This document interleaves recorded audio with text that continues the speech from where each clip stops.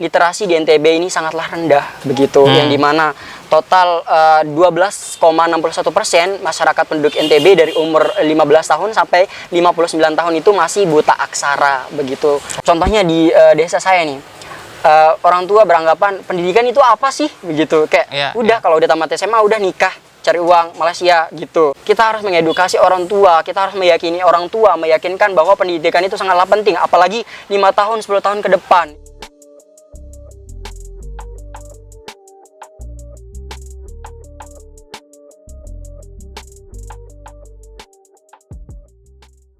Hari ini saya mau bicara santai dengan seorang duta pendidikan. Kabarnya seperti itu ya, makanya saya langsung ajak undang podcast. Kita mau bongkar-bongkar, kita mau bicarain isu-isu tentang masalah pendidikan di NTB. Karena bagaimanapun teman-teman, masalah pendidikan ini masalah krusial banget.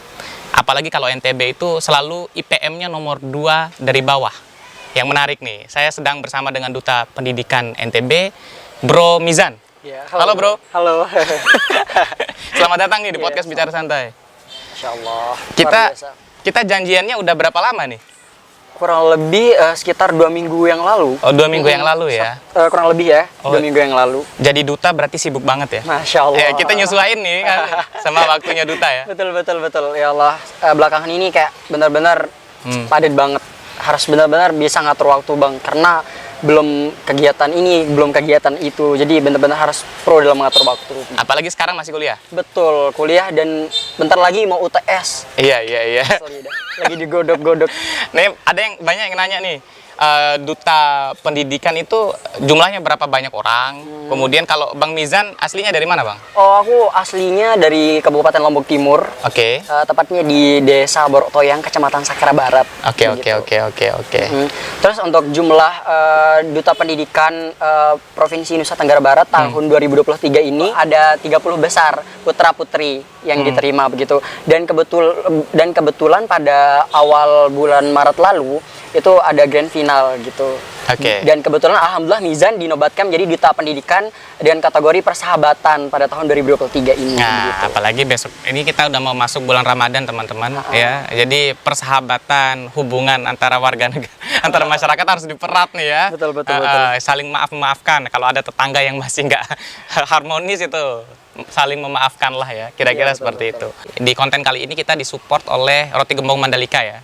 Roti lembut dan enak di Kota Mataram. Ini oleh-oleh khas Lombok. Kalau teman-teman mau pesan seperti ini, saya cantumin nanti kontak personnya. Dan kalau teman-teman juga mau baju seperti kaos yang saya pakai ya, ini kaos dari Jaya Plakat ya, lembut banget. Nanti kalau teman-teman mahasiswa mau pesan, boleh di Jaya Plakat. Ini kita belum apa-apa udah. Nggak apa-apa ya. Aman. Kalau duta pendidikan ada nggak yang mau dipromosiin kira-kira? Kalau teman-teman ada terkait masalah isu pendidikan yang ada di NTB, boleh melaporkan atau menghubungi kami di Putra Putri Pendidikan NTB Instagramnya ya, untuk terkait masalah isu-isu pendidikan yang ada di Nusa Tenggara Barat ini. Gitu. Oke, nah gini Zan, banyak orang yang nganggap bahwa duta itu program menghabiskan anggaran daerah. Menurut Mizan, sebagai orang yang udah ngerasain jadi duta nih, bener nggak stigma-stigma itu di masyarakat? Nggak ada kerjaannya nih anak-anak ini, cuman gaya-gayaan, pakai selempang dan sebagainya, bener nggak? Menurut saya itu salah besar, ya, karena untuk menyampaikan atau menyalurkan visi misi dari pemerintah tersebut pada program-program tertentu. Contohnya duta pendidikan, Dikbud memerlukan seorang duta pendidikan untuk menyalurkan aspirasi-aspirasinya begitu lewat pemuda-pemudi, contohnya yang bernama Paguyuban Putra Putri Pendidikan Nusa Tenggara Barat begitu. Artinya duta pendidikan itu bagaimanapun penting ya. Betul, sangatlah penting begitu. Bukan hanya duta pendidikan, ada duta lingkungan, terus duta bahasa dan lain sebagainya. Itu makanya saya bilang, ini kok duta ini di mana-mana ini. Tapi dampaknya ini yang ingin ditanyain sama masyarakat, berdampak tidak gitu loh. Nah, teman-teman dari duta pendidikan punya program apa untuk masyarakat? Jadi kemarin kita ada rapat kerja untuk mempersiapkan advokasi atau program kerja yang akan kita laksanakan untuk 1 tahun ke depan, yang dimana saya bocorin dikit ya. Boleh. Kita akan membina suatu desa yang dimana itu desanya masih rahasia ya, tentunya belum kita mau publikasikan. Jadi di desa itu akan kita bina bukan hanya dari segi pendidikannya saja, baik itu segi ekonomi, sosial. Itu salah satu ya program kerja kami yang saya bocorkan sedikit. Bina desa gitu. ya? Iya, bina desa. Oke. Saya sih sepakat ya, kalau pendidikan itu yang paling vital dalam menentukan arah daerah, arah anak muda dan lain sebagainya. Karena orang tidak berpendidikan, konflik terjadi. Betul. Karena orang nggak berpendidikan, pernikahan dini terjadi. Bro Mizan sendiri melihat persoalan-persoalan yang ada di NTB tuh. Misalkan persoalan IPM yang rendah. Ya, itu kan dampak dari pendidikan. Atau nggak konflik. Misalkan itu kan dampak dari pendidikan yang kurang. Jadi ini fungsinya kita sebagai duta gitu, untuk mengedukasi masyarakat, untuk menjadarkan bahwa segimana penting sih pendidikan begitu Ya. Bang ya. Yang dimana kita tahu juga literasi di NTB ini sangatlah rendah begitu, yang dimana total 12,61% masyarakat penduduk NTB dari umur 15 tahun sampai 59 tahun itu masih buta aksara begitu. Oh, besar sekali ya. Iya betul, dan menempati posisi kedua tertinggi di tingkat nasional begitu. Dan selain itu juga terkait masalah pernikahan dini. Baik. Yang dimana beberapa tempat di Nusa Tenggara Barat ini sangat tingkat pernikahan dini itu sangatlah tinggi, yang dimana itu disebabkan karena kurang pahamnya orang tua tentang berapa penting sih pendidikan begitu. Ya. Contohnya di desa saya nih, orang tua beranggapan pendidikan itu apa sih begitu, kayak Ya, udah kalau udah tamat SMA udah nikah, cari uang Malaysia gitu. Malaysia, Iya betul, luar negeri, Malaysia keluar negeri. Karena mata pencarian orang-orang di rumah itu kayak udah tamat SMA langsung gas Malaysia untuk kerja sawit begitu. Yang parah kan. Nah, maka dari itu kita harus mengedukasi orang tua, kita harus meyakini orang tua, meyakinkan bahwa pendidikan itu sangatlah penting, apalagi 5 tahun, 10 tahun ke depan, yang dimana kalau zaman sekarang aja cari kerja itu harus minimal ada kata minimalnya begitu. Tidak sembarangan orang yang bisa cari kerja begitu. Iya, minimal SMA. Minimal SMA. Kalau begitu. SMA jadi satpam, mohon maaf ya. Minimal S1 ya itu udah minimal banget tuh, harusnya dapat pekerjaan yang layak lah. Nah, bicara tentang pendidikan nih kan adalah salah satu hal yang vital tuh tadi kita sepakati. Kemudian buta aksara lah ya bahasanya seperti itu tinggi banget di NTB. Betul, tinggi ya, banget. menurut teman-teman dari duta pendidikan maksudnya. Ada nggak program untuk mempush itu mempressure itu supaya menekan gitu loh. Oke. Akhirnya masyarakat itu mulai melek terhadap pendidikan, masyarakat itu mulai sadar. Karena saya pernah nih, Zan, ke kampung di Bima, kebetulan saya orang Bima. Saya ketemu sama seorang pengajar, dia buka perpustakaan keliling. Itu salah satu cara gitu loh. Nah, teman-teman punya program yang semacam itu nggak, atau nggak berusaha menggerakkan hal-hal yang seperti itu nggak untuk meminimalisir kejadian-kejadian di NTB? Oke, baik Bang. Jadi pertanyaan Bang ini kayak advokasi saya yang saya bawakan gitu saat seleksi putra-putri pendidikan NTB ini gitu. Iya. Yang dimana saya mengusung tema advokasi literasi BSM, literasi belajar sambil bermain. Gitu? Iya, betul.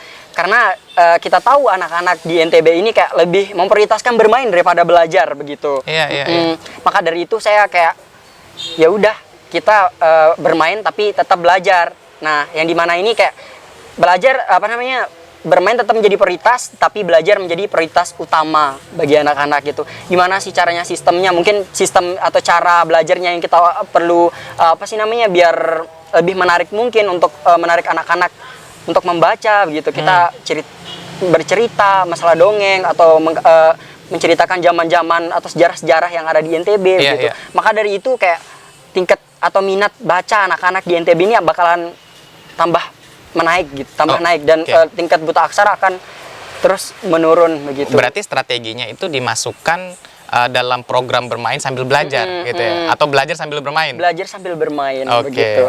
Oke. Dan ini kita bukan berfokus sama anak-anak saja Bang, tapi kita kayak berfokusnya ke orang tua juga. Karena yang kita tahu juga kalau percuma anak mau berpendidikan namun orang tua tidak mensupport gitu. Iya. Jadi kita perlu sangat perlu untuk mengedukasi orang-orang tua begitu. Ya, walaupun anaknya maunya jadi dokter tapi orang tua betul. kamu kerja sawit aja. Betul Bang. Akhirnya ke Malaysia juga kan gitu kan.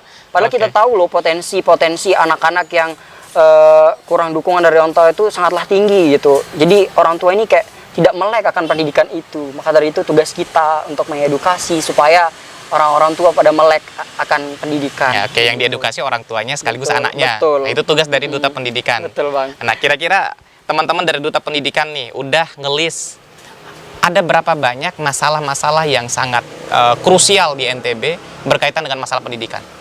Salah satunya tadi untuk literasi, terus untuk kesehatan juga. Tentunya meskipun kita duta pendidikan ya kesehatan juga termasuk kan. Masih ada relasinya gitu masih ya? betul.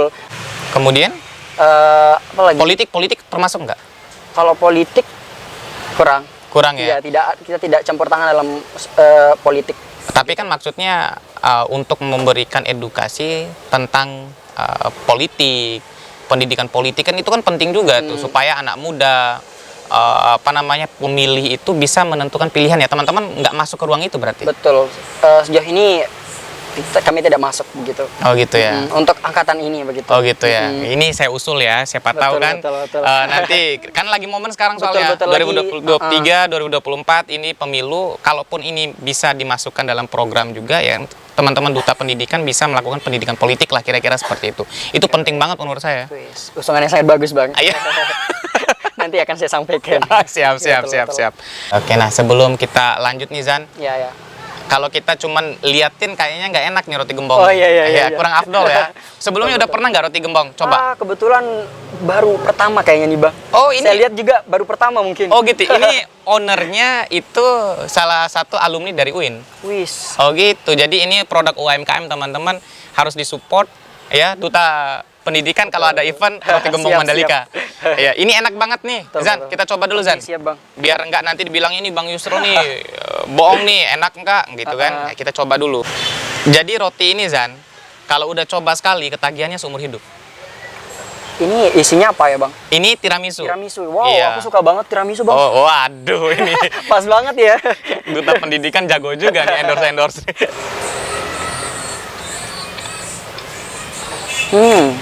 Gimana rasanya Zan? Teksturnya lembut, terus tiramisu itu kayak berasa banget, Bang. Enak banget. Rekomendasi sih buat para teman-teman kalau mau kalau mau cari roti ya, solusinya Gembong Mandalika ya. Iya. Ini owner roti gembong denger nih. Mizan udah promosiin. Jangan lupa nanti endorse-nya sama Mizan. Ditunggu ya, Bang ya. Ditunggu ya. Kita sambilan diskusi, sambilan nikmatin roti gembong. Nggak apa-apa ya? Nggak apa-apa, aman. Ini real no kaleng-kaleng, guys. Pokoknya rekomendasi deh. Teksturnya lembut banget, Bang. Ini saya bilang tadi, sekali coba, tagihannya seumur hidup. Nah, Zan, tadi kan harus ada peran pemerintah. Ya. Sekarang kan ada program tuh pemerintah tuh. Program NTB Gemilang. Salah satunya adalah 1000 cendekiawan. Betul. Yang dikirim ke luar negeri, dapat beasiswa dan sebagainya. Nah, teman-teman duta pendidikan melihat program pemerintah ini, itu seperti apa? Luar biasa sih, tentu pemerintah lain belum tentu ada program seperti ini gitu. Dan saya lihat kebetulan saya orangnya saat ini mendapat beasiswa juga dari beasiswa scholarship. Kebetulan saya batch keduanya. Nah, dan kebetulan kemarin juga ada acara untuk yang beasiswa NTB di Gubernuran pada hari Senin kemarin. Yang dimana itu kayak membahas beasiswa ini. Itu bagus banget. Terus kemarin saya masuk di sebuah grup Telegram yang dimana itu isinya mahasiswa seluruh Indonesia. Ya. Yang dimana nanti, kan ada yang nge-share untuk info beasiswa NTB ini. Bahkan banyak mahasiswa yang luar daerah itu kayak saya mau dong daftar, padahal syaratnya harus Masyarakat NTB.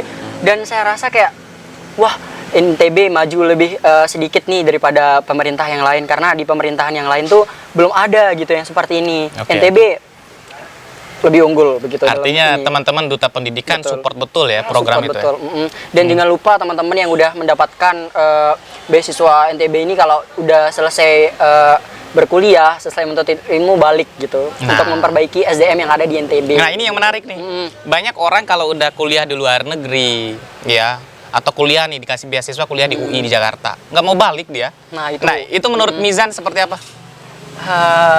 Itu kesadaran dari penerima beasiswa lagi gitu. Kalau kan sebelum menerima beasiswa itu kalau nggak salah ya ada kayak surat pernyataan buat mau balik saat udah menyelesaikan kuliahnya begitu. Ya. Nah, di sana itu kayak dia ada membuat surat pernyataan yang bertanda tangan di materai kesanggupan untuk balik kembali ke daerah asalnya setelah mendapat pendidikan yang layak di tempat yang Ya. dituju begitu. Berarti mereka yang nggak balik itu ya one prestasi lah, ingkar janji Betul, kepada ingkar janji. pemerintah daerahnya ya. Dan juga itu kan berpotensi kayak disuruh mengganti gitu. Mengganti apa sih namanya? Mengganti dana yang diberikan oleh pemerintah. Oh gitu. Ada beberapa beasiswa juga yang menjadi topik yang benar-benar hangat di TikTok belakang-belakang ini, yang beasiswa yang yang mendapatkan beasiswa ke luar negeri tidak mau pulang. Banyak itu, Betul. banyak. Itu yang dapat beasiswa LPDP misalkan. Betul. Itu ke Salah Inggris, satu. ke Amerika, nggak mau balik mereka. Betul. Karena salah satu alasannya itu adalah pemerintah nggak menyediakan lapangan kerja, gitu loh. Jadi sebenarnya ini seperti buah si malakama. Kalau kita nggak buat program beasiswa, NTB nggak maju. Tapi kalau kita buat program beasiswa, tapi kalau kita tidak sediakan lapangan kerja juga, ya mereka nggak mau balik. Betul sih Bang.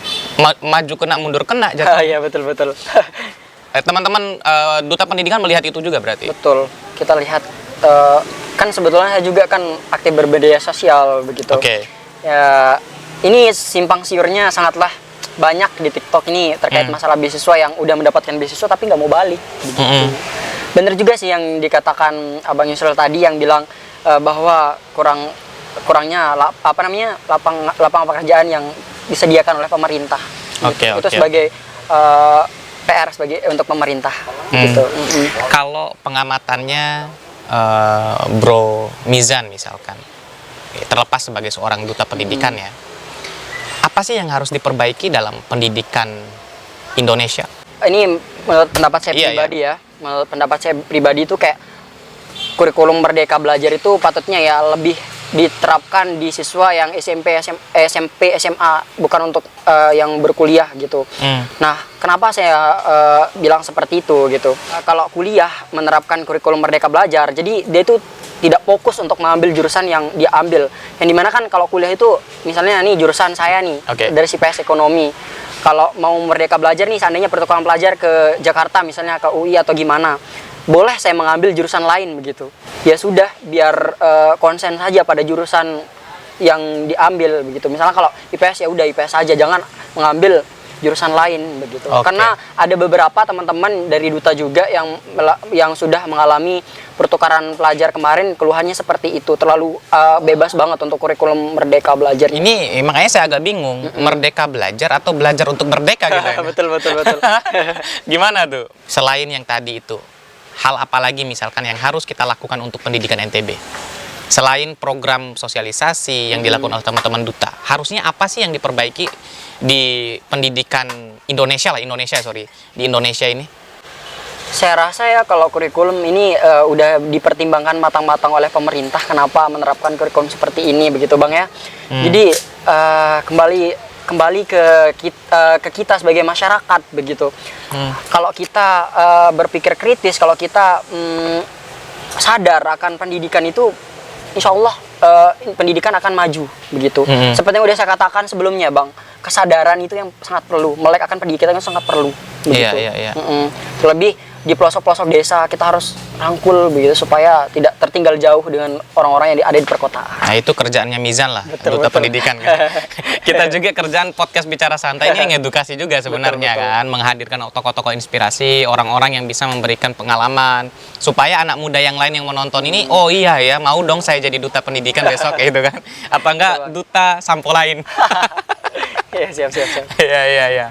Nah, tadi untuk perbaikan pendidikan Indonesia. Kalau untuk perbaikan pendidikan NTB, kira-kira hal yang paling krusial yang harus benar-benar dilihat itu sisi apanya? Infrastruktur kah? Kurikulum kah? Atau kembali lagi kesadaran masyarakatnya? Betul.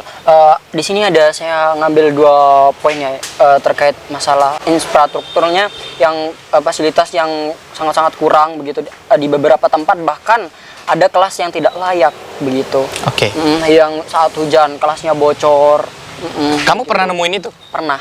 Di mana? Di bagian selatan sana. Oke. Di Kecamatan Keruak. Itu sekolahnya nggak layak banget berarti? Bisa dikatakan tidak layak karena seadanya lah, bisa dibilangkan seadanya begitu Bang. Ada juga dari sharing-sharing dari teman-teman duta yang ada di wilayah Bima katanya Bang. Di sana itu benar-benar kendaraan, bahkan ya gurunya itu bawa pompa katanya. bawa pompa untuk setiap pergi ngajar karena jalannya itu luar biasa katanya. Jalan dikit kempes kompa, jalan Oke. dikit kempes kompa, begitu. Aksesnya Aksesnya jalan. juga Oh, begitu, iya, iya. jalannya juga. Jadi sangatlah mulia hati seorang guru gitu bang, untuk mengajarkan, untuk memberikan ilmu kepada para orang-orang yang di sana. Di satu sisi mulianya seorang guru, tapi di sisi lain ada ironi pendidikan. Betul bang. Ya, mengenaskan ya berarti pendidikan kita ya. Maka dari itu kita kayak sadarkan banyak juga desa yang diberikan fasilitas namun dirusak begitu bang. Nah, ini menarik nih. Kok bisa dirusak, Zan? Nah kembali lagi tidak sadarnya akan pendidikan. Bahkan banyak yang dicuri di beberapa sekolah ya. Lombok yang ada, Selatan palingan nih. Nah betul. Bagian-bagian sana itu Oke. udah kita kayak apa sih namanya, ada kemajuan kayak teknologi begitu bang. Diberikan fasilitas seperti iPad atau laptop yang ada di ruang sekolah. Belum seminggu, apalagi pak saat zaman saya masih MTS SMP, Oke. jadi semaraknya menggunakan komputer waktu ujian, Iya. baru dibeli sekitar kurang lebih seminggu, dan hari ketujuhnya itu hilang, Oke. diambil nggak tahu sama maling begitu. Itu kurang banget bukan pendidikannya, kayak kesadarannya itu kayak masih minim sekali. Artinya kesadaran masyarakat di sekitar sekolah gitu ya. Betul. Berarti menjaga ini bukan hanya ini nih, menjaga lingkungan pendidikan ini bukan hanya tanggung jawab dari siswa dan guru berarti. Masyarakat juga tentunya. Masyarakat juga. Karena masyarakat itu berperan penting bang. Jadi kalau kita bermasalah seandainya sama masyarakat ini, nggak ada yang namanya sekolah begitu.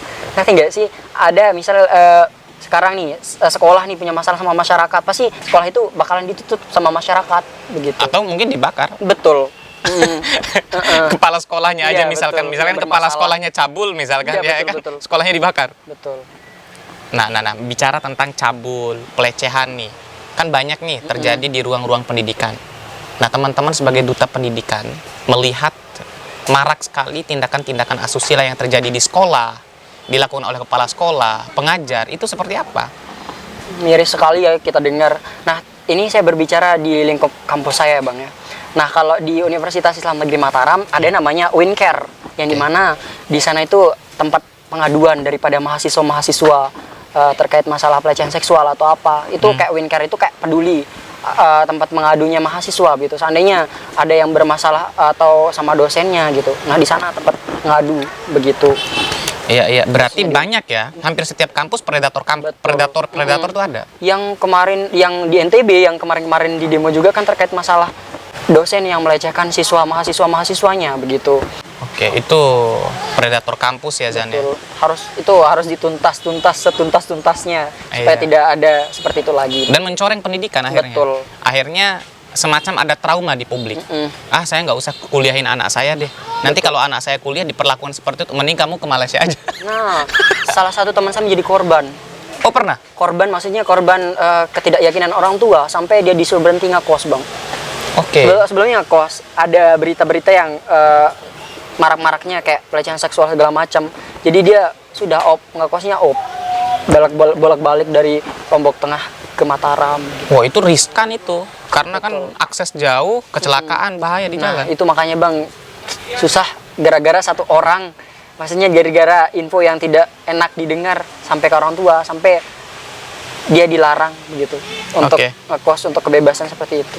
Sedangkan sangatlah beresiko di jalan begitu. Apalagi datang pagi pulang bisa dikatakan malam. Iya, ya, udah kayak Bang Toy pun ya. Betul. Ya, tapi Betul. itu sesuatu hal yang menurut saya penting untuk kita lihat sebenarnya Zan, karena dunia pendidikan ini kan dia harus clear ya and clean dari persoalan yang seperti itu. Jangan sampai pendidikan ini jadi ruang predator. Itu karena itu karena pakaian mahasiswanya atau karena sistem pendidikannya menurut kamu? Kalau saya sih lebih ke diri sendirinya Bang, maksudnya ke misalnya cara berpakaian juga termasuk sih. Nah, maka dari itu juga di kampus saya ya, dia itu kayak menerapkan udah ada aturan-aturan yang tidak boleh, sepertinya pakai jilbab harus di belakangnya itu nggak boleh begitu. Oke. Harus di bawah, terus bajunya harus di bawah apa sih namanya lutut. begitu. Oke. Itu beberapa aturan udah diterapkan oleh kampus. Kita manusiawi bang juga kan ada namanya nafsu begitu. Iya.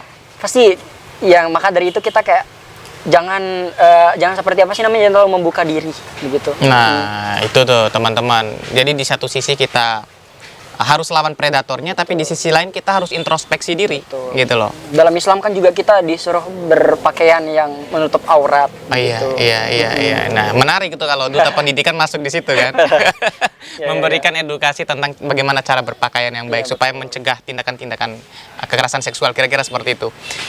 Terakhir Zan, sebelum kita tutup podcastnya, harapannya untuk pendidikan NTB dan pemuda NTB seperti apa?